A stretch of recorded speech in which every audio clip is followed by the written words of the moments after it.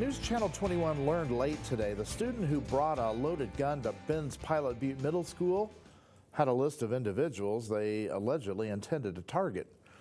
Both the Ben Lapine School District and the Ben Police confirmed the families were notified by detectives. As the suspect is a minor, there has been no public identification. The person is still in custody. As we reported here last night, the child's parents face charges of not properly storing the gun at home. Tonight, News Channel 21 spoke to parents from local schools as they learned about the list.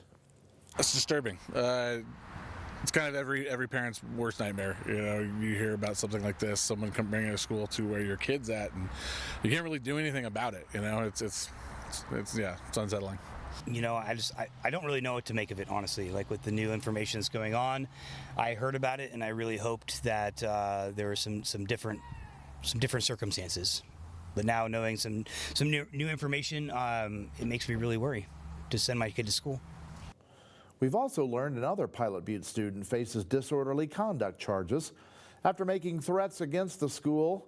This followed reports from students and parents about additional rumored threats.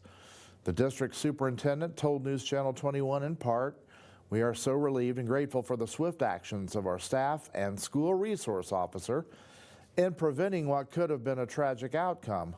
You can read the entire message along with a timeline of events at ktvz.com.